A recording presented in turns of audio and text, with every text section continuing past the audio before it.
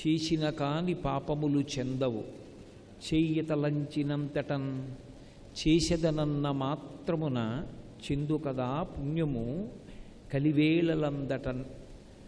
కావున ఎంత కలియుగమైనప్పటికీ కూడా అందులో ఉండేటటువంటి విశేషాన్ని చెప్పారు. చేసిన కాని పాపములు చెందవు. పాపములు చేస్తే మాత్రమే మనని అంటుకుంటాయి. కేవలంగా చేసేదనంచు తలంచినంతటన్, ఏదైనా ఒక పుణ్యకార్యాన్ని నేను చేస్తాను అని సంకల్పం చేసుకుంటే చాలు, లేదా చేసేదనన్న మాత్రమున వచ్చు కదా పుణ్యములు కలియుగంబునందంతటన్. కేవలంగా నేను పుణ్యకార్యాన్ని చేస్తాను అని ఎవరికో మాట ఇచ్చాడు, ఏదో ఒక మంచి కార్యం జరుగుతోంది, దానికయ్యా మీరు సహాయపడాలి అని అడిగారు. తప్పకుండా చేస్తానండి అన్నాడు. చేస్తానండి అన్నప్పుడు కేవలం నటన కోసం కాదు, త్రికరణ శుద్ధిగా పుణ్యకార్యానికి సహాయం చెయ్యాలని అనుకున్నాడు. అలా అనుకున్నాడు కాబట్టి నేను చేస్తాను అన్న మాట అన్నంత మాత్రం చేత కలియుగంలో ఆ పుణ్యం చేశాడు అనే అతని ఖాతాలో వేస్తారు. అందుకే మోసము లేదటంచు నృపముఖ్యుడు కాచ కలిన్. అందుకని కలిపురుషుణ్ణి చంపలేదు పరీక్షిన్ మహారాజు గారు, విడిచిపెట్టేశాడు. ఇంతటి ఆనుకూల్య స్థితి కూడా ఉంది కాబట్టి దీన్ని నేను ఎందుకు పాడు చెయ్యాలి? మరందముల్లాసముతోడ ఆరగించి ఆ తుమ్మెద తేనెని తాగేటప్పుడు ఎంతో సంతోషంగా తీసుకుంటుంది. మరందముల్లాసముతోడ గ్రోలి విరులం తెగచూడ తీటికై వడిన్. సీతాకోక చిలుక లేదా తుమ్మెద ఆ తేనె తాగిన తరువాత పువ్వుని మాత్రం ఏమీ చెయ్యకుండా ఎలా విడిచిపెట్టేస్తుందో అలా కలిపురుషుడి నుండి మనం పొందవలసినటువంటి మంచి విషయాన్ని పొంది కలిపురుషుడి వలన పొందవలసినటువంటి బాధల్ని పొందకుండా ఉండడానికి కావలసినటువంటి రక్షణ కవచములు ఉన్నాయి కనుక కలిపురుషుణ్ణి చంపవలసిన అవసరం ఏమున్నదని పరీక్షిన్ మహారాజు గారు విడిచిపెట్టేశాడు. ఎప్పుడైనా సరే కలిపురుషుడు నుంచి రక్షణ దేని వలన కలుగుతుంది అన్నది నేను మహాభారతంలో నిన్న నలోపాఖ్యానంలోంచి మీకు కొన్ని విషయాలు చూపించాను. ఎంతటి విపత్కర పరిస్థితిలోనైనా సరే మనిషిని కాపాడగలిగినది ఏది అంటే భక్తి. భక్తి అన్నది ఉన్నవాణ్ణి కలిపురుషుడు కాదు ఎవ్వరూ చెనకలేరు. ఎందుచేత శంకర భగవత్పాదులు శివానందలహరి చేస్తూ అంటారు, ఆనందాశ్రుభిరాతనోతి పులకం నైర్మల్యతశ్చాదనం వాచా శంఖ ముఖైస్థితైశ్చ జఠరాపూర్తిం చరిత్రామృతైః రుద్రాక్షైర్భసితేన దేవవపుషో రక్షాం భవద్భావనాపర్యంకే వినివేశ్య భక్తి జననీం భక్తార్భకం రక్షతి అంటారు. ఈ శ్లోకానికి ఉన్న చమత్కారం ఏమిటంటే శంకరాచార్యుల వారు భగవంతుడు రక్షిస్తాడనలేదు, భక్తి రక్షిస్తుందన్నారు. భక్తి అంటే అది ప్రేమ. ఎవరి యందు? పరమేశ్వరుని యందు. పరమేశ్వరుని యందు భక్తి ఉంటే ఆ భక్తి రక్షించి తీరుతుంది. ఎలా రక్షిస్తుంది అంటే అర్భకుణ్ణి తల్లి రక్షించినట్టు. అర్భకుడైనటువంటి శిశువు తనని తాను ఏమి రక్షించుకోగలడు? ఆఖరికి ఏదైనా గట్టిగా శబ్దం విన్నా ఉలిక్కి పడతాడంతే. అలాంటి పిల్లవాణ్ణి నిరంతరం రక్షించుకునేది ఎవరు? అమ్మ రక్షించుకుంటుంది. ఎక్కడో అమ్మ ఎవరితోనో మాట్లాడుతుంటుంది, పిల్లాడు ఎక్కడో ఏడిచినట్టు వినిపిస్తే వెంటనే చెవిన పడుతుంది. పిల్లాడు ఎందుకో ఏడుస్తున్నాడు ఉండండి అని పరిగెత్తుకొస్తుంది. వాడికి ఆకలి వేస్తోంది అని వాడు చెప్పలేడు, వాడికి ఆకలి వేస్తోంది అని గ్రహించి పాలిస్తుంది. వాడు కడుపు నొప్పిగా ఉంది అని చెప్పలేడు, కానీ ఎందుకో వాడు కడుపు బాధపడుతున్నాడని తెలుసుకుని వాడికి ఏ రుగ్మత కలిగిందో ఆ రుగ్మత తగ్గేటట్టుగా చూస్తుంది. వాడికి జలుబు చేస్తే ఆ జలుబు తగ్గడానికి కావలసినటువంటి పదార్థాన్ని తాను తిని ఆ పాలు పిల్లవాడికి ఇస్తుంది. తల్లి బిడ్డన్ని ఎలా రక్షించుకుంటుందో భక్తి అలా రక్షించుకుంటుంది. అందుకే భక్తి కలిగినటువంటి వాడికి ఆనందాశ్రుభిరాతనోతి పులకం. ఎంత ఆనందంతో ఉంటాడంటేట కందుల వెంట ఆనంద భాష్పములు కాలుతూ ఓ పక్క నుంచి రోమాంచితమై కన్నుల వెంట ఆనంద భాష్పములు పడిపోతున్నాయి, కారిపోతున్నాయి. వెంట్రుకలు నిక్కపుడుచుకుని ఉన్నాయి. ఆనందాశ్రుభిరాత నోతి పులకం నైర్మల్యతశ్చాదనం. ఎప్పుడు నిర్మలంగా ఉంటాడు, మనసులో ఏ కల్మషం ఉండదు. ఎందుకని? అంతటా భగవంతుణ్ణి చూస్తాడు. ఏమండి, మరి అలాంటప్పుడు కలిసి వస్తే సంతోషంగానే ఉంటుంది, కానీ ఎప్పుడైనా ఏదైనా బాధ కలిగినా కూడా మరి అతనికి మనసులో కుందడా? ఇంత నమ్ముకున్నానే భగవంతుడు నన్ను బాధ పెడుతున్నాడన్న భావన రాదా అంటే, దూర్జటి కాళహస్తీశ్వర శతకం చేస్తూ అంటాడు, లోకుల్నంగని మెచ్చని ఎలుగని లోలోన నిందించని చీకాకున్బడని మహాత్ముడనని జేలొగ్గని మూకీభావమునం తిట్టని త్రోయని నీ కారుణ్యము కలిగి ఉండినను అంతే చాలు నో శంకర అంటాడు. పరమభక్తుడైనటువంటి వాడు కాలం కలిసిరానప్పుడు కూడా, కష్టముల చేత కుండినప్పుడు కూడా ఏం బాధపడడం. ఏదో జన్మలో ఎక్కడో ఏదో పొరపాటు జరిగింది, చేసిన పాపకర్మ ఉంది, ఆ పాపకర్మ ఇప్పుడు దుఃఖ రూపంలో పోతోంది. దుఃఖాన్ని భరించడం ఎంత కష్టమో అర్థమైంది కాబట్టి, ఈశ్వర నేను ఇప్పుడు పాపకర్మ చెయ్యకుండా నాకు నిగ్రహశక్తినిచ్చి కాపాడు అని అడుగుతాడు తప్ప, తనకి ఇవాళ కష్టం వచ్చిందని భగవంతుని పాదముల యందు విస్మరణ పొందడు, మరింత గట్టిగా పట్టుకుంటాడు. అందుచేత నైర్మల్యతశ్చాదనం, చక్కగా నిర్మలత్వం అనేటటువంటి బట్ట కప్పుతుంది. వాచాశంఖ ముఖైస్థితైశ్చ జఠరా పూర్తిం చరిత్రామృతై. అమ్మ ప్రేమ మీర పాలు తీసుకొచ్చి పట్టినట్టే భగవంతుని యొక్క కథలను ఎప్పుడూ చెవుల గుండా జుర్రుకుంటూ ఉంటాడు. అవతలవాడు చెప్పడానికి సమర్థుడు కాడా సందర్భం లేదు.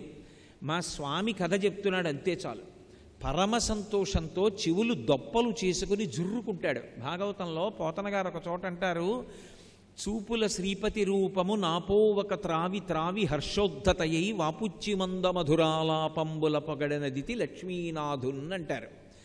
చూపులతో తాగడం ఏమిటి? నోటితో తాగాలి కానీ అంటే ఒక ఇంద్రియం చెయ్యవలసిన పని ఇంకొక ఇంద్రియం చేసింది.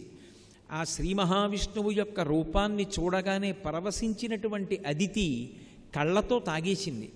అలా చెవులతో భగవంతుని యొక్క కథ అనేటటువంటి అమృతాన్ని జుర్రుకుని, ఈ చెవులలోంచి వస్తున్నటువంటి ఆ అమృతాన్ని హృదయమునందు దాచుకుని ఇక మళ్ళీ పుట్టవలసినటువంటి అవసరాన్ని పోగొట్టుకుంటాడు. శంకర భగవత్పాదులు శివానందలహరి చేస్తూ మకుటాయమానమైన శ్లోకం అన్నారు.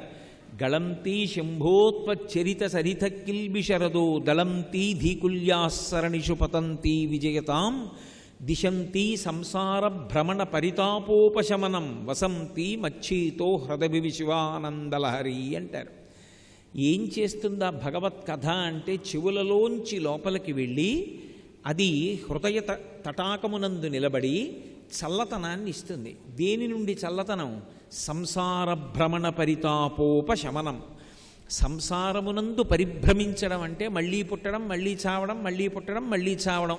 పునరపి జననం పునరపి మరణం పునరపి జననీ జఠరే చైనం జిహ సంసారే బహుదుస్తారే కృపయాపారే పాహిమురారే అంటారు భజగోవిందంలో. అలా పుట్టి చచ్చి జనన మరణ చక్రమునందు సంసార భ్రమణ పరితాపోపశమనమును ఇవ్వగలిగినటువంటిది భగవత్కథాశ్రవణము. ఆ భగవత్కథాశ్రవణము చేత అది చెవుల గుండా లోపలికి వెళ్ళి అంత సంతోషాన్ని ఇస్తుంది.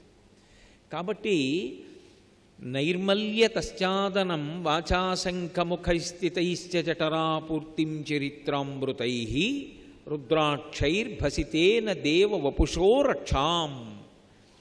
ఈ శరీరాన్ని అమ్మ కాపాడుతుంది. ఏమో ఏ ఉగ్రభూతం వస్తుందో, పిల్లవాడు దేనికి ఉలిక్కి పడతాడో, ఎవరు చూడరాని చూపు చూస్తారో, వాడు దాన్ని తట్టుకోలేక తేజోక్షయమై ఏ ప్రమాదాన్ని ఎదుర్కొంటాడో, ఏ ఆపదొస్తుందో, అమ్మ విభూతి పెట్టి పిల్లవాడి మెళ్ళో రుద్రాక్ష కడుతుంది.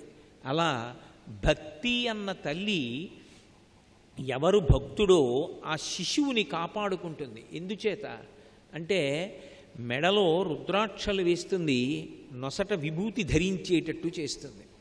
కాబట్టి రుద్రాక్షైర్భసితేన దేవ వపుషో రక్షాం భవద్భావనాపర్యంకే వినివేశ్య భక్తి జననీం భక్తార్భకం రక్షతి. భక్తి అన్న తల్లి ఏం చేస్తుందంటే అస్తమానం భగవంతుడికి సంబంధించినటువంటి స్మరణలు అనేటటువంటి ఊయలలో పెట్టి ఊపుతూ ఆ ఊగుతుండగా ఆ హాయిని అనుభవిస్తూ సంతోషాన్ని అనుభవిస్తూ బాహ్యమునందు ఏమైనా కష్టం ఉందా అన్న విషయం పట్ల ఏ విధమైనటువంటి స్పృహ లేకుండా పరమ సంతోషాన్ని అనుభవిస్తూ ఉంటాడు. యోగరతో వా భోగరతో వా సంగరతో వా సంగవిహీన యస్యద్బ్రహ్మణి రమతే చిత్తం నందతి నందతి నందత్యేవ. ఎప్పుడు ఆ భగవంతుడి గురించినటువంటి ఆలోచనలు చేయడంలో శరీరానికి ఏదైనా ఖేదం ఉన్నా కూడా మర్చిపోతాడు. అందుకే ఆ భక్తి ఎవడు కలిగి ఉంటాడో వాడిని ఎవ్వరూ చెనకలేరు. ఆ భక్తి అన్న తల్లి సర్వకాలములయందు భక్తుణ్ణి కాపాడుకుంటూ ఉంటుంది. అందుకే పెద్దలైన వారందరూ కోరుకున్నది ఏది అంటే ఈ భక్తిని కోరుకున్నారు. అందుకే భక్తి అన్న మాటని జాగ్రత్తగా అర్థం చేసుకోవాలి. భక్తి అంటే కేవలం ఒక మూర్తి దగ్గరికి వెళ్ళి కూర్చుని బోలెడన్ని సంభారములు తెచ్చి పూజ చెయ్యడం ఒక్కటే భక్తి కాదు. అందుకే గభీరే కాసారే విశతి విజనే ఘోర విపినే విశాలే శైలే చ భ్రమతి కుసుమర్ధంజడమతి సమర్ప్యై చేతస్సరసిజముమానాధభమతే సుఖేనావస్థాతుం జనహ్య న జానాతి కిమహో అంటారు శంకర భగవత్పాదులు. ఎందుకురా పెద్ద పెద్ద సరోవరాల్లో దిగుతావు, తామరపూలు తీసుకొస్తావు, కొండలెక్కుతావు, మారేడు దళాలు తీసుకొస్తావు, చెట్లు ఎక్కుతావు, పువ్వులు కోస్తావు, ఇవన్నీ నేను అడిగానా? నీ హృదయం అనేటటువంటి కుసుమాన్ని నా దగ్గర పెట్టరా, నువ్వెవరని నేను అడగను, నీ వెంట నేను పరిగెడతానంటాడు పరమాత్మ. అంటే దాని అర్థం పూజ చెయ్యొద్దనా? కాదు. కేవలము పదార్థములు పరమేశ్వరుడికి సమర్పించడం ఒక్కటి పూజ కాదు. దాని మధ్యలో అందుకే అంటాడు, దళమైన పుష్పమైనను ఫలమైనను సలిలమైన బాయని భక్తిని కొలచిన జనులు అర్పించిన యలమిన్ రుచిరాన్నముగను ఏను భుజింతున్ అంటాడు.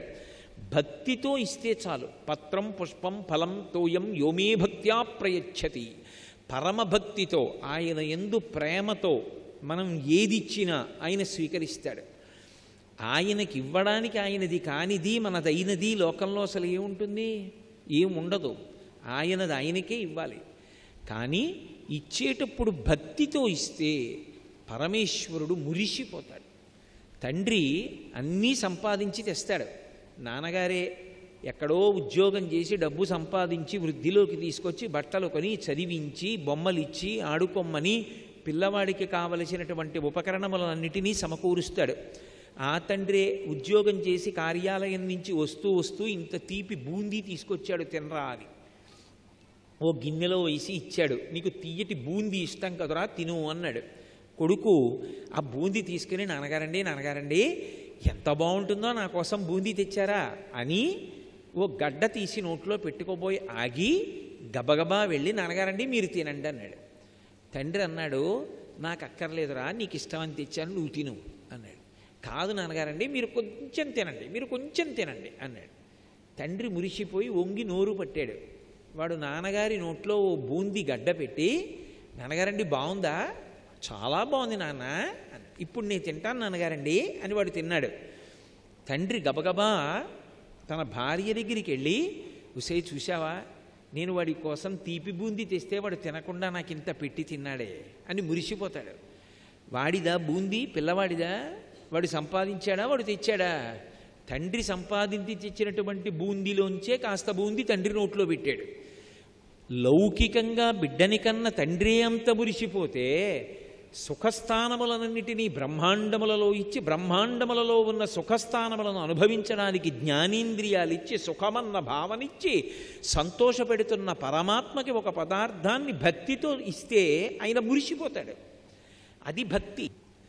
ఏ భక్తుడైనా అడిగింది ఏమిటంటే లోకంలో అన్నీ నాకు సుఖాలే ఇయ్యి, అన్నీ నా కోరికలే తీర్చు అని అడగలేదు.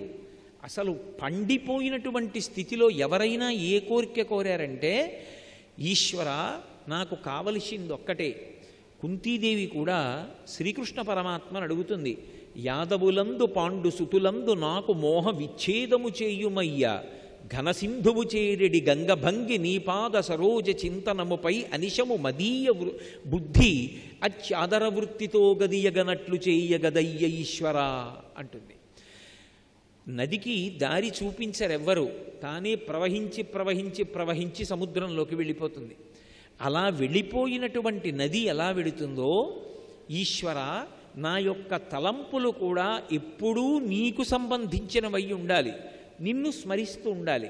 నిన్ను స్మరించడం అంటే మళ్ళీ బాగా గుర్తుపెట్టుకోవాలి, కలిసొచ్చిన నాడు భగవంతుణ్ణి పొగడ్డం, కలిసి రాని నాడు భగవంతుణ్ణి విస్మరించడం కాదు. వాంఛితార్థప్రదాయిని ఆవిడ. పిల్లవాడు ఏదైనా అడగచ్చు, నాన్నగారు కారు తాళాలు ఇవ్వండి ఒకసారి అలా కాసేపు తిప్పుకొస్తానంటాడు. తండ్రి ఇస్తాడా? తప్పు, ఎప్పుడూ తీయకూడదని వీడు కారు తాళం అడుగుతున్నాడని అందకుండా ఎక్కడో దాచేస్తాడు. ఎందుకు ఇవ్వడు?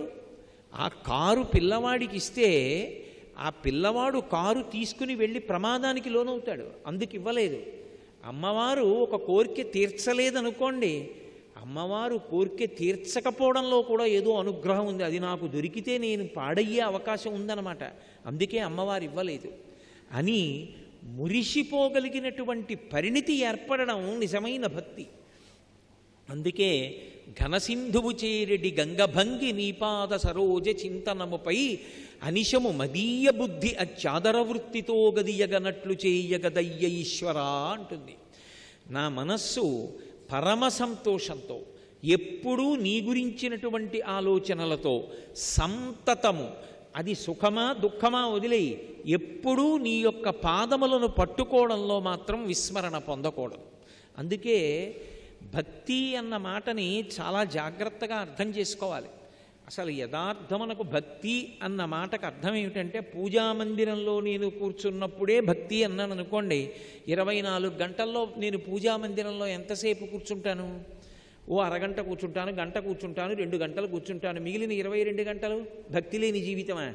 కాదు. భక్తి తంతువుగా పెరగాలి.